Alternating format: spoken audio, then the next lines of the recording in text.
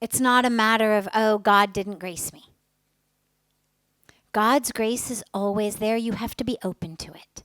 If the water tap is on, but your bucket is turned upside down, it's no one's fault but your own that there's no water in your bucket. But you look at the empty bucket and you say, my God, I guess there was no grace. Well, no, there was grace. Look, the tap, it's pouring out of the tap. But your bucket is upside down. So you have to be open to it. And that openness requires courage, an open heart. It requires vulnerability in cases for us to realize we don't know everything. We can't control everything. We're not yet perfect. And, we giggle, and yet on the spiritual path, it's interesting. It's this irony. People not on a spiritual path are very ready to admit, to come forward and to say, my God, do something about my ego, for God's sakes. It's killing me. It's killing my marriage. It's killing my kids. But as we embark on a spiritual path, there's almost this internal critic that feels like we should be a lot farther along than we are. And so to admit that I'm on the path, and I've been on the path for years, and I still get scared, I still get upset, I still feel unworthy. There's an entirely different sense of vulnerability with it. And so ironically, actually, that's needed even more on the path, is to be open to that, to realize, yeah, I still have this. Let me make sure my bucket's facing the right way so that, the grace can flow. But circling back to, I come out of meditation and there's this world of dichotomy. Well, remember where the teachings about this were given. In the Bhagavad Gita, this is where this teaching comes of a yogi, an enlightened one, is one who is the same, is balanced in all of these dichotomies. But where did he speak that? Not in a cave, not sitting on a porch drinking lemonade, retired.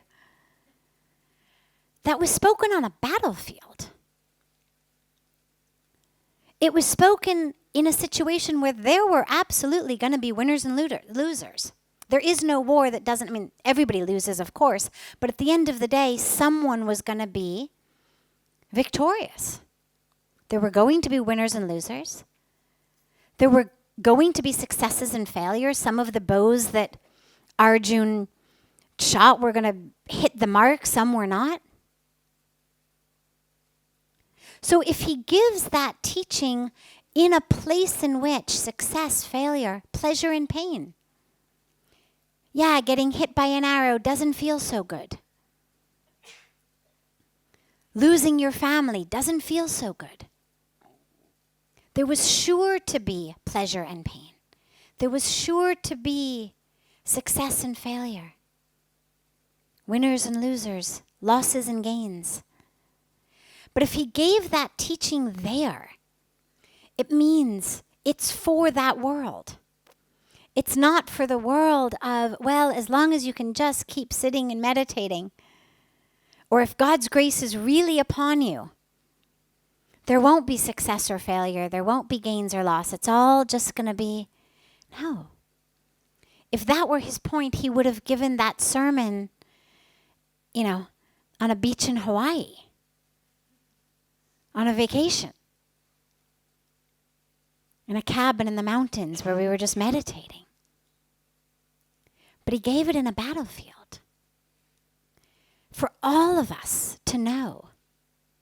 Well, if that's the truth for Arjun, who literally has to stand there and kill his family, the stuff that most of us face in life isn't quite that bad. I mean, we all face a lot of things, not to minimize what any of us goes through, but very few of us have actually been forced to kill our family members, to kill our gurus, right? I mean, can you imagine? What could be worse? And if that teaching is for that spot, I feel like, in a way, we were given the worst possible situation so that no one at any time would ever be able to say, well, I mean, my situation is so much worse than that he couldn't possibly have meant for me to stay stable. He created a situation that compared to which none of us is going to say, well, couldn't apply to me. If that's the teaching for here you are on a battlefield, having to kill your own family, about to get your other part of your family killed by other members of your family, so both sides is family, those being killed, those doing the killing. If we're supposed to stay stable in that, well then pretty much the stuff that most of us go through, again, not to minimize it on any level, but just to put it in perspective, we're supposed to also take the teaching in that. He didn't say to Arjun said, forget it, I'm going to go meditate. He said, no. So it's not a teaching for just when you're in meditation.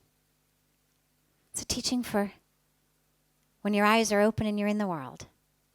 Now, the last piece I want to mention on this, though, is he didn't say, "O Arjun, thou shalt not notice whether there is success or failure. Thou shalt not notice whether there is pain or pleasure. Thou shalt become so dull that you have no idea whether someone's hugging and loving you or shooting an arrow into your back." He didn't say that. And it's important because it's not a teaching of disconnection. It's not a teaching of becoming dull, unimpacted, unaffected, unaware. It's a teaching of who you are is not going up and down with every win and every loss. Who you are is not going up and down in pain or in pleasure.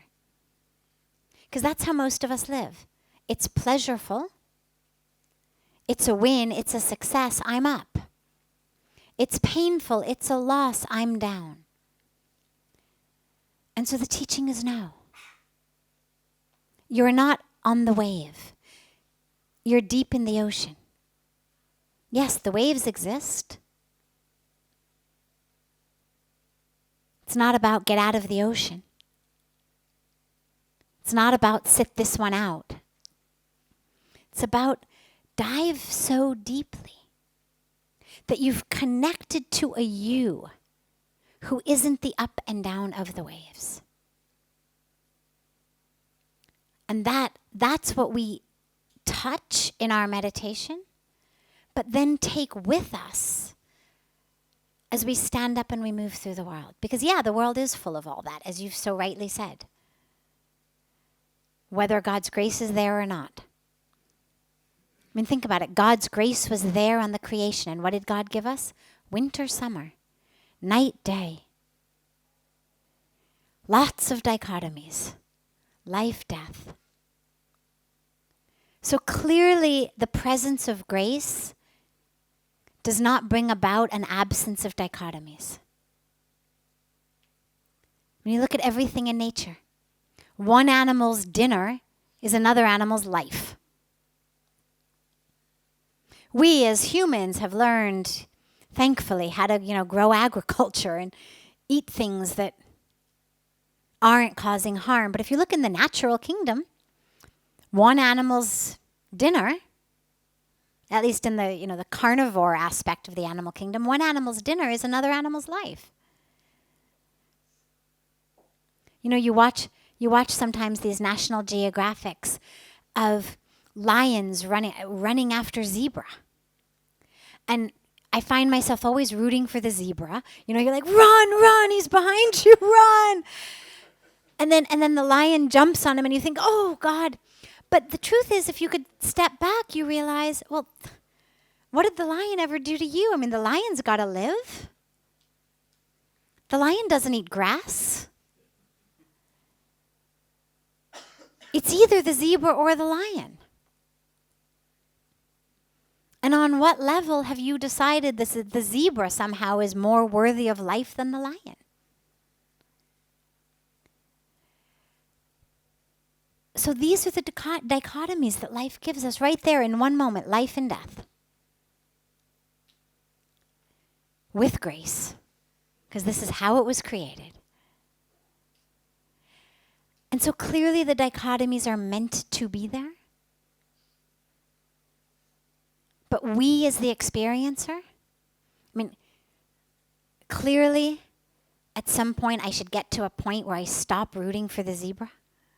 Right? Where you can watch something like that and just love the nature of how it all works without any aspect of inside you going, run, run, run. I'm not there yet. I always root for the zebra. Or whatever the animal may be, whatever the underdog animal may be. But ultimately it's all perfect. It's all grace. So the grace is not get me out of these dichotomies. The grace is allow me to be in them, but not be affected by them. I shouldn't go, oh, when the lion gets it. Right? So in the same way in our lives, things are going to go up and down. But as Pujya Swamiji says, but we don't go up and down with it. We stay still.